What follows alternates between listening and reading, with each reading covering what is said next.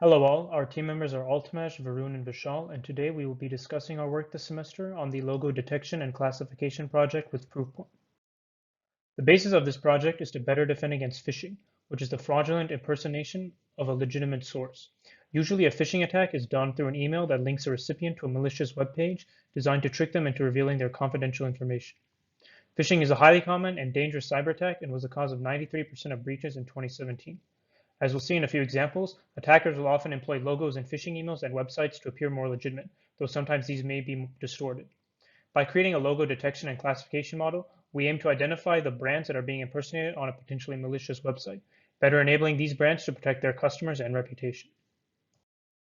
Here's an example of a standard phishing email seemingly trying to impersonate Microsoft. It has key features such as an illegitimate sender address, a generic addressal to the recipient, a warning for shutdown of the service if there's no response, and a link to a malicious website. Most spam filters and recipients would recognize this as a phishing attempt and quickly delete it. However, when a proper logo is applied, the phishing email appears to be coming from a more legitimate source. These two examples are impersonating Netflix and Amazon and offering the user 6 months of free service. While they show some features of a generic spam email, such as a suspicious hyperlink and illegitimate sender address, they at first glance seem more legitimate because they are employing the correct company logos. Here's a more relevant example that compares the legitimate Duke login page with a phishing one that is clearly trying to impersonate Duke. The login boxes are almost identical, and they can only be easily distinguished by the URL. If we can combine a logo detection and classification model with other tools that analyze a website's security and legitimacy, we can both identify whether or not the web page is malicious and the specific brand it is trying to impersonate. Given this context, what are our project goals? First, we need to create a database of website, email, and document screenshots with the logos well annotated, since such a database is not readily available. Using this data, we will develop robust models that both detect the logos on the screenshot and identify the brand to which the logo belongs. Finally, we will create a well-documented codebase that can be used by the client and ultimately contribute to stronger defense against brand impersonation and misuse in phishing attacks. This is a pipeline that illustrates each of the major steps in our project. First, we have the data scraping and annotation stage, where we obtain the data we need to train our models and annotate the logos in it with appropriate bounding boxes and brand labels. Next, we train an object detection algorithm that looks at our scraped images and learns to identify where logos are in those images, if any exist. Then, in step 3 of the pipeline, we extract the detected logos and pass them through a separate image classification model that we will train to identify the specific brand to which the logos belong. From this step, we will obtain our final output of brand labels for logos on any images that we are interested in. Now, I'll talk a little bit about our data scraping and annotation efforts. We assembled two datasets, a clean logo dataset with just the logos of the companies that we're interested in, and a screenshots dataset where we assemble screenshots of 3,901 web pages with 10,000 different annotations that we manually did. We assembled our clean logos dataset by scraping 1000logos.com using the Beautiful Soup Python package. This dataset not only contains the most recent logos for hundreds of prominent brands, but it also has the historical logos for each of these brands. The Apple logo, for example, has gone through many iterations since 1976, and we made sure to capture each iteration in our dataset in case malicious actors use older logos. Additionally, this dataset has many logos that are quite similar to each other, like the SoundCloud and the 3D printer OS logos shown below. This will help our model learn to distinguish between highly similar logos. For our screenshots dataset, we targeted the S&P 500 companies as they have a large number of clients and employees. We used the Python package Puppeteer to do the web scraping. For our screenshots, we targeted these companies' main web pages and their Wikipedia articles, as well as the websites that are likely to contain logos for these companies, which we got links to by scraping Google image search results. We deliberately chose a high resolution of 1440 by 2560 for these screenshots because often logos on web pages are small, and if we choose a lower resolution, our models may not be able to pick up on these smaller logos. For our screenshots, we wanted a large amount of variety in the logos as well as the states that the logos appear in to appropriately train our models. As you can see here, just the Amazon logo can appear in so many different ways on web pages, and we wanted our dataset to reflect this variety. In our screenshots, we have captured a large amount of variety in the sizes of the logos. Just on this image alone, we have both a very large Qualcomm logo and a number of very small social media logos almost right next to it.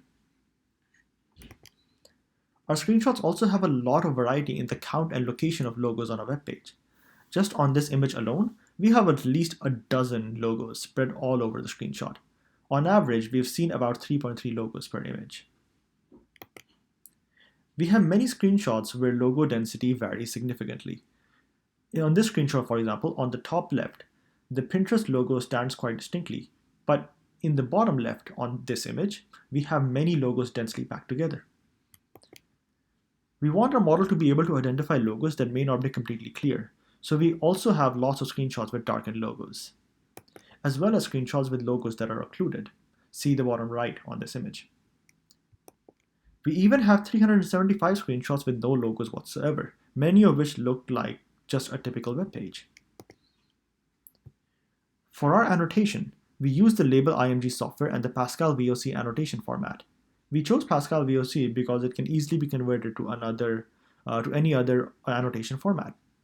We use a consistent set of rules to do our annotation and will resolve any irregularities between annotations through an annotation cleaning script. Additionally, any logos we were unfamiliar with were labeled with the catch-all term generic logo. Here we have a bar chart showing the number of times our most popular non-social media logos appeared.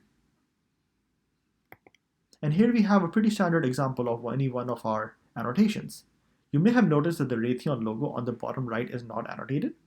This is because it is occluded just enough for it to not meet our requirements for what we annotate as a logo. The next stage in our pipeline is model building. Note that at this stage, we are only concerned about whether a screenshot has a logo, a yes or a no binary classification. We are not concerned about the company the logo belongs to. The first model that we implemented was a faster region-based convolutional neural network, or a faster RCNN. Our implementation was done using Detectron 2, an object detection package maintained by Facebook AI Research. We used a backbone comprising of a ResNext architecture and a feature pyramidal network, or FPN. A ResNext is really similar to a ResNet architecture, except it uses parallel connections instead of skip connections. We also decided to include an FPN, as some of the logos in our dataset were rather small. We will now look at some of the results of our model on the test data. Our model successfully captures all the logos on this web page. Note that the 2 large logos and the 4 smaller social media logos have all been captured successfully. Again, in this screenshot, our model successfully captures all the logos in the screenshot. Specifically, note the tiny logo at the bottom left corner of the web page that has been captured. Looks like the model is doing a pretty decent job overall. However, we did see some false positives. These were usually large text that were in a noticeably different font as compared to the font used in the rest of the web page. This was the only drawback of the faster RCNN. The other object detection model we tried was YOLO v3. Compared to faster RCNN, YOLO v3 makes some compromises on accuracy for significant gains in speed of prediction at test time.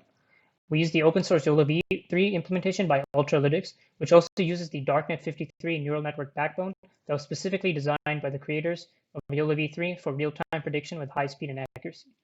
As we'll see shortly, YOLO tends to detect clear logos well, but struggles more when the logos are darkened or distorted.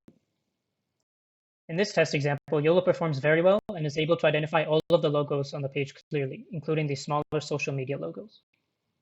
Here's an example where the YOLO model struggles. It is able to capture the website logo and main Snap-on logo, but is unable to detect even one of the rotated logos on the left-hand side. The social media logos are identified correctly, but this may also be because they were so prevalent in our training dataset. Let's now discuss results using metrics. The faster RCNN achieved a mean average precision of 87.6%, but the YOLO v3 model only achieved an MAP of 80.9% at an intersection of a union threshold of 0.5. It has to be noted that the faster RCNN was more accurate overall, but at the cost of the time taken during training and testing. Our future work will include building a model to classify the logos themselves. We expect to encounter two main challenges in this process: small object detection and open set learning. In order to understand open set learning, let's take a look at this example. We have many examples of cat photos, some photos of foxes, and one photo of a panda. Training on each of these classes is called many-shot learning, medium-shot learning, and few-shot learning respectively. However, what happens when our model is exposed to a picture of a rabbit during test time? This is called open set learning. What happens if our model were to be exposed to a logo it has never seen before? Unfortunately, the solution is both inelegant and complicated. It uses a combination of meta-learning, feature engineering using embeddings, and an attention mechanism. The hope is that this solution will cluster previously unseen but similar logos. A human annotator would have to later go in and manually label these clusters. It remains to be seen whether this solution will apply to our problem of logo classification. We additionally did a literature review on small object detection, which may become important for us going forward. For this, we can explore techniques like data augmentation and adaptive zoom-in, where we just increase the sizes of images with small objects. We could also use focal loss, which is a loss function optimized for dense and small object detection. We could also use dilated convolutional layers, which just expand convolutional filters with sparse parameters. Finally, we will continue our data collection efforts by obtaining screenshots of government documents with logos, like the one shown here, as well as screenshots of emails with logos. We will also begin scraping government and university web pages to expand our collection beyond just companies. Thank you so much for listening to our presentation. We would like to thank Dr. David Eagle and MIDS for supporting us throughout this project, and Proofpoint for giving us this opportunity as well as their guidance.